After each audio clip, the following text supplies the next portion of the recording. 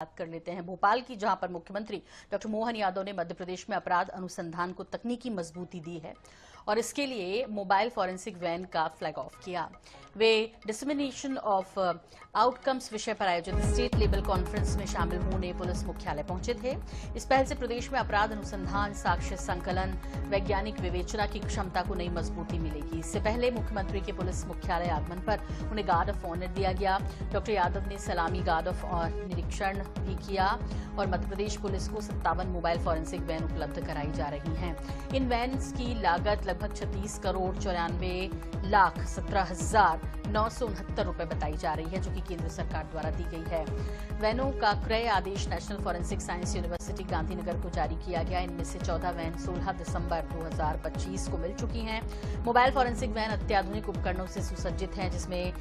Stereo, microscope, weighing balance और DSLR camera, mini fridge, LED TV screen, thermal printer, body worn camera मौजूद है। इसके अतिरिक्त प्रत्येक वैन में जांच किट, अपराध स्थल सुरक्षा किट, फिंगरप्रिंट, रक्त और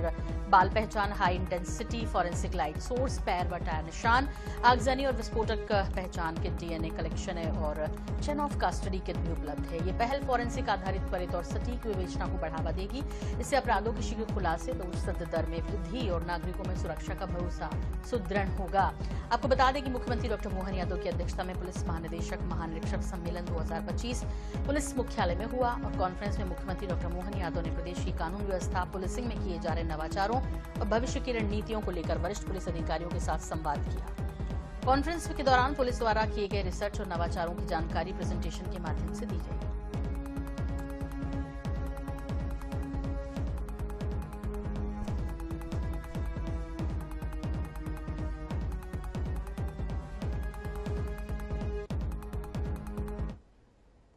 माननीय गृह मंत्री श्रीमान अमित शाह जी ने बीते समय रायपुर छत्तीसगढ़ में DGIG कॉन्फ्रेंस में बहुत सारे निर्देश पूरे देश के अधिकारियों को दिए थे। हमने अपने राज्य सरकार में उन सारे निर्देशों का परिपालन की दृष्टि से आवश्यक एक बैठक का आयोजन किया गया और मैंने उन सारी बातों को समझ करके, यद्यपि पूरे देश में मध्य प्रदेश वो राज्य जो बहुत तेज गति से वो सारे सुधार कर रहा है, हमारे अपने राज्य के अंदर की बहुत सारी भविष्य की आने वाले कई कामों को लेकर के भी अलग अलग तरह से हमारी सरकार काम कर रही है। जब एक तरफ फॉरेंसिक साइंस की लैब खोलने की बात आ रही तो उसकी एक लैब की हमने मंजूरी दी है, जो हमारे संकल्प पत्र का भी हिस्सा है। आपको बता दें कि अंकुश मौर्य हमारे साथ जुड़ गए। अंकुश, ये जो पूरी वैन्स दी गई हैं जाहिर तौर पर एक पुलिसिंग के लिए कहें कि बेहद खास और बहुत सहायता करने वाली होगी। ऐसे में क्या आपने देखा किस तरह की है, कैसे काम करेंगे, कैसे फटाफट जो है इससे चाहे जांच का मामला हो या सबूत इकट्ठे करने का मामला हो, किस तरह जो है अब MP पुलिस की ताकत ये वैन्स बढ़ाने जा रही हैं?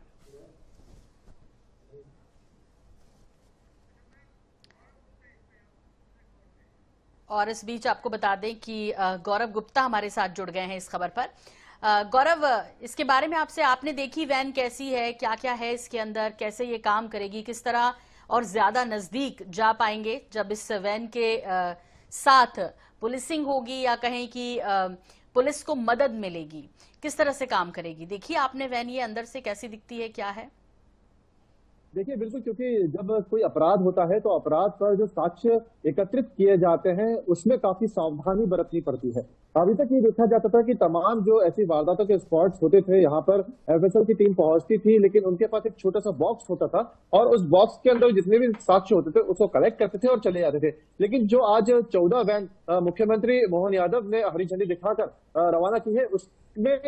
कई तरह की आधुनिक तकनीक से लैस कई सारे उपकरण मौजूद हैं और ये कहीं ना कहीं साक्ष्यों को एकत्रित करने में काफी ज्यादा फायदेमंद साबित होगी और इसकी वजह से जो पुलिस की इन्वेस्टिगेशन है, पुलिस के लिए जो सबूत इकट्ठे करने की जो प्रोसेस होती है वो काफी ज्यादा आसान होगी। देखिए इस वैन को भी हमने बहुत बारीकी से देखा है, उसके पास भी हम गए थे तो हमने इस चीज पाई कि उसके अंदर तमाम जो इक्विपमेंट जो किसी भी अपराध के स्पॉट पर साक्ष्यों को एकत्रित करने के लिए जरूरी होते हैं, वो तमाम उपकरण इसके अंदर मौजूद है। क्योंकि देखिए आज मुख्यमंत्री मोहन यादव ने जब गृह विभाग की समीक्षा की, पुलिस विभाग की समीक्षा की, तो